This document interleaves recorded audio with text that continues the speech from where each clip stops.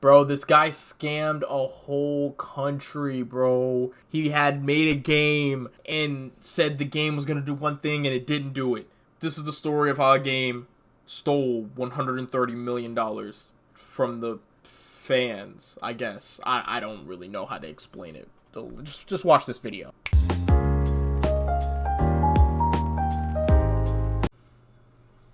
The game that sold $130 million. July 31st, 2016. A brand new game called Çiftlik Bank launches in the Turkish App Store. The game lets you invest in your own farm. You know the drill: cows, chickens, and goats. But Çiftlik Bank is more than just a game. It's connected to the real world.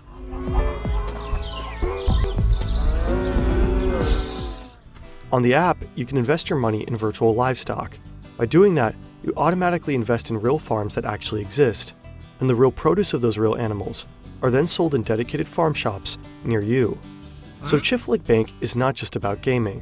You can also make actual money and support farmers. Sounds too good to be true, right? Right.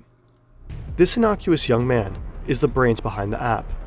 He fooled an entire country, scammed money from over 100,000 people, and disappeared with over $80 million.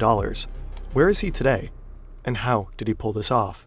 Çiftlik bank oley, para kaynağın çiftlik bank oley, koskocaman istihdam oley, çiftlik bank istikrar oley, çiftlik bank oley. He got an entire country to download this app? No way. We came across the Çiftlik Bank fraud through this article by journalist Paul Osterland. He did an incredible job in researching the whole story. You'll find the link to the article in the description. Mehmet Aydin grows up in Bursa. That's a major city in northwestern Turkey. His background is humble. His family doesn't have much money, so he drops out of school as a teenager and makes a living as a waiter and dishwasher. His actual dream is to become a famous rapper.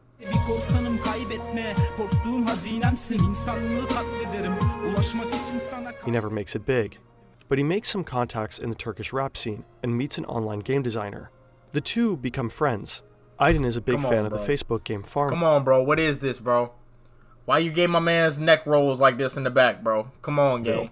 In 2016, he and his new buddy team up in his basement apartment, co-develop a Farmville clone. They call it Çiftlik Bank. That's Turkish for farm bank. The game is an instant hit. It attracts 50,000 active players within less than 8 months. The idea is simple. You start and manage your own farm. You use gold as a currency to buy animals, like chickens, goat, cattle, and bees. You earn cash back by selling the honey, eggs, and milk that your animals produce.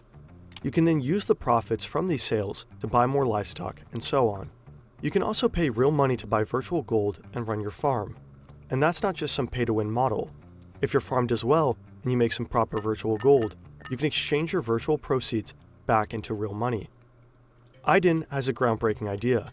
The money that players pour into the game will be invested in real livestock operations, and the profits from these real farms and products will flow back to the players.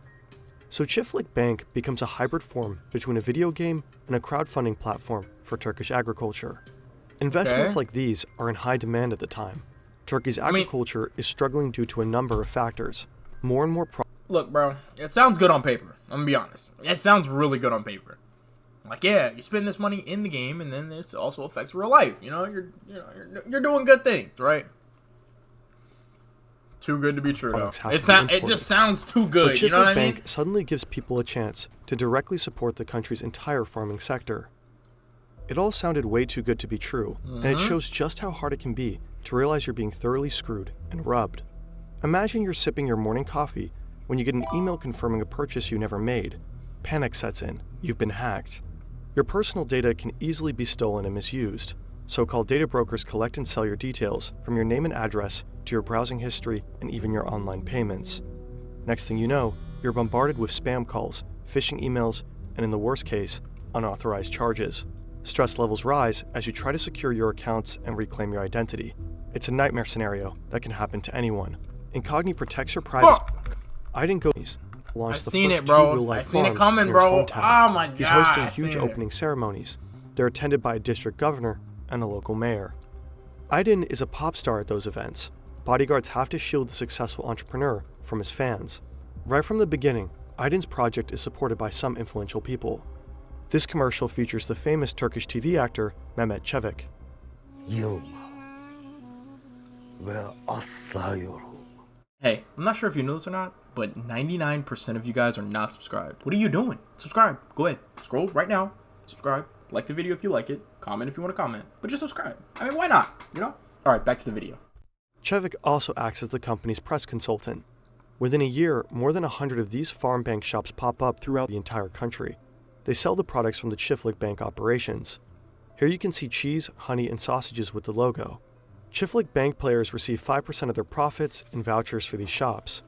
You can choose the products in-game and pick them up at the nearest location. Okay. The rest of the profit is supposed to be real money. Say a player pays around $4,200 to buy 3 virtual beehives. He makes $840 per month off his bees. So within 1 year, our online beekeeper racks up profits worth over $5,800. At its peak, Çiftlik Bank has over 500,000 active players. More than 130,000 people invest their actual money. Some of them even take out huge loans to do so. A total of $250 million are poured into the game. What? Unfortunately, Çiftlik Bank is a massive scam, a Ponzi scheme, and Mehmet Aydin is a fraudster. The products at the franchise shops may bear the logo of the game, but they do not come from the company's own livestock. Most of those farms are inactive and only serve as a front. In the beginning, however, players always get their money on time. But Aydin's pyramid scheme only works so long as it grows and attracts new players that put in new money. The money is then used to pay out profits to existing players.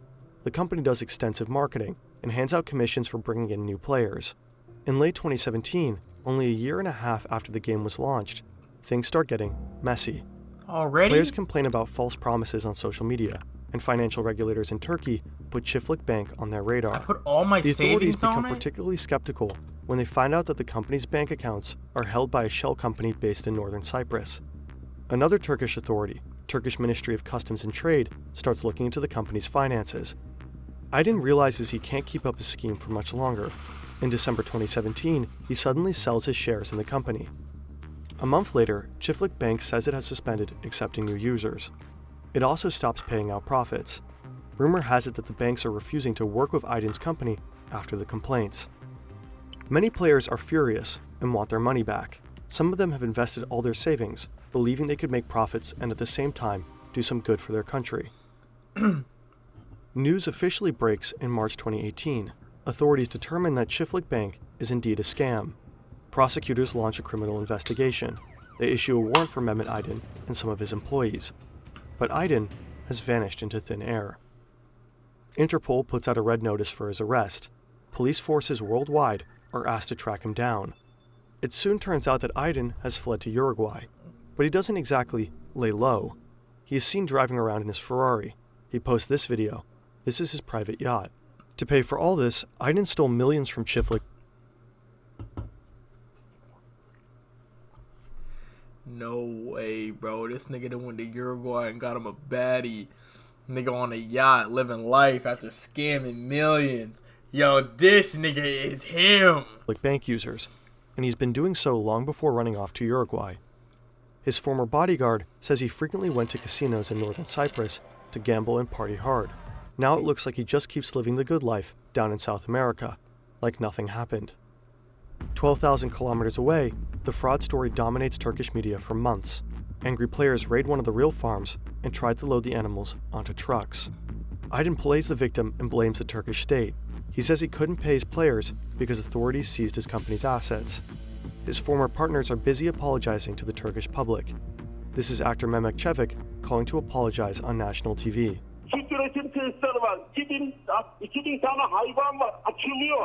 Then the buzz around Aydin slowly fades away. In January 2020, private investigators figure out that Aydin may be hiding out in Brazil. A year and a half later, Aydin ultimately turns himself into the Turkish consulate in Sao Paulo.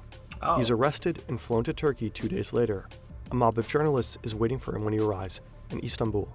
He's taken to court shortly after. Mehmet Aydin and his accomplices are facing long prison terms. And by long, we mean really long. Aydin is looking at a total of 89,000 years in jail. His Ferrari and yacht have been seized by authorities in Uruguay. He fled with $80.5 million, 322 million lira, in cash. He returned with just $13 in his wallet. It's absurd that Aiden was able to embezzle hundreds of millions of dollars in such a short time, while no one really questioned his rather unconventional business model. Cause look, bro. Dang, I forgot what year it was, but he was in hiding for a good little minute, right? Then ultimately he turns himself in and comes down there with $13, but he still has possession of the yacht and the Lambo. Bro, he didn't have no bread left, bro. That's what that was, bro. He spent all the bread. He lived life. He probably fumbled the baddie. Or she probably lined him for some bread or some shit because the cops was looking for him or something. Like, you know what I'm saying? And something had to happen, bro. He either ran out of money or he lost the girl, bro. Or both. Like, an entire nation believed in the seemingly groundbreaking idea of this seemingly innocent, boyish man. Supporting your country's economy by gaming and getting rich along the way sounded like a tempting offer, and many people blindly accept it. The golden rule of too good to be true holds true yet again. That's so insane. That like, what? So you're telling me he'll be walking around freely in just 89,000 years? If it's not alone to make in-app purposes. Please be careful with your money, everyone. The dead giveaway should have been how high the payouts were. Yearly profit on a 42,000 list is 140% year. Return farming is famously hard to make money on. The math just doesn't math. True. Please don't ever invest what you don't have to lose, not in stocks, and absolutely not in the game.